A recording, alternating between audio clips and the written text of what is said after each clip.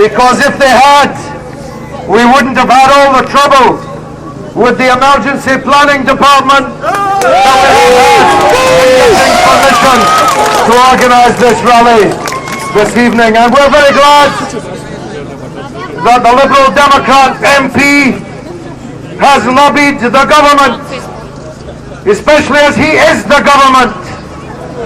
Lobbying yourself ought to be a very easy exercise.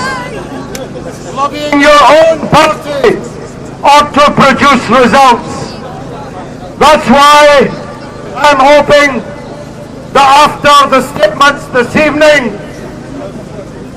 the silence of Nick Clegg and David Cameron on the massacre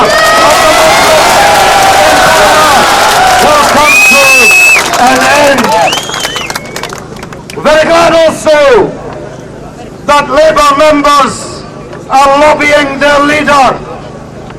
Well, I just lobbied my leader, and we're already condemning the massacre of the Muslims in Burma, and I'm looking forward to hearing Ed Miliband do the same after the statements that have been made this evening. And I'll tell you why there's been a silence from so many quarters, and I intend to go through them one by one. It's an inescapable fact. The silence is because of this. There is only one reason why the Rohingyas are being massacred in Burma, and that's because they're Muslims. No other reason. Absolutely no other reason. They're all being massacred because of the color of their clothes or because of the food they like to eat. They're being massacred by people who want to drive all the Muslims out of Burma, and we refuse to play their game. That's why it's a mistake to condemn and blame the government of Bangladesh. Of course, it's shameful, the conduct of the government of Bangladesh.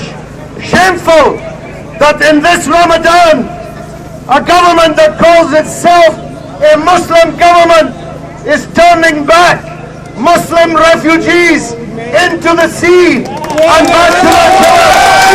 Of course, it's shameful that they are doing so. But the answer is not to bribe the government of Bangladesh to open refugee camps for the Rohingyans in Bangladesh.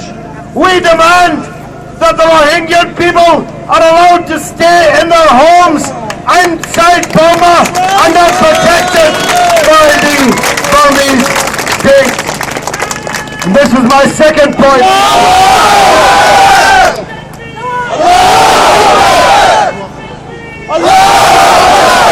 We don't want any more Muslim refugees being driven over other people's borders. The Rohingyans have the same right to live in Burma as any Buddhist, as any Christian, as any Hindu, as much right as Aung San Suu Kyi has to live in Burma. They are Burmese people and they must be protected inside Burma in their own homes. And that brings me to the third point. How long we campaigned for the release of Aung San Suu Kyi, how we cheered upon her house arrest release, how we cheered her as she achieved the position of Nobel laureate, how we welcomed her in Parliament, rolling out the red carpet there and in Oxford University. I'm saying this to Aung San Suu Kyi. Your silence on this massacre is a mark of shame upon you. And it's time that you stood up and were counted. The fourth reason why the British government, the Liberal Democrat Conservative coalition government is silent on this massacre is, as Salma said, in the introduction to this meeting, because Burma is dripping with riches, with oil, with gems and riches that the British government and British companies hope to get a share of. And we say this, there's blood on those diamonds, there's blood on that oil. It's time for the British government to get tough with the junta in Burma, irrespective of the interest of profit. But lastly, you wouldn't expect me to miss this target. Where is the Muslim leadership in the world? Where are the Arab governments, the richest governments in the world? Where are they? They're sending money and weapons to other countries, encouraging Muslims to kill Muslims, but they haven't lifted a finger to defend the Muslims in Burma from the massacre against them.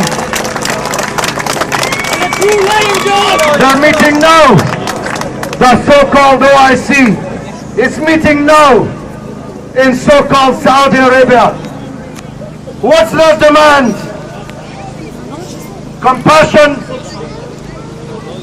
They ask the Bangladesh government to show compassion and mercy to allow the Burmese refugees. Compassion and mercy is not what we're looking for. We're demanding that people's rights are respected. And the criminal in this story is not the government of Bangladesh, but the military dictatorship in Burma.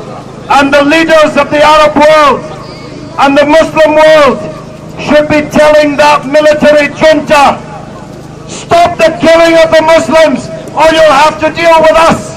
You'll have to deal with us.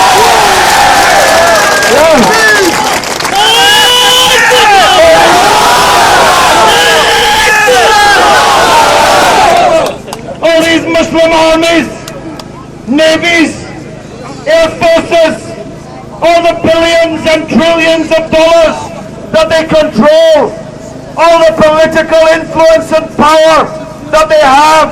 They can bring the World Cup, they can bring the Grand Prix, they can do anything that they want. They're so powerful and so rich.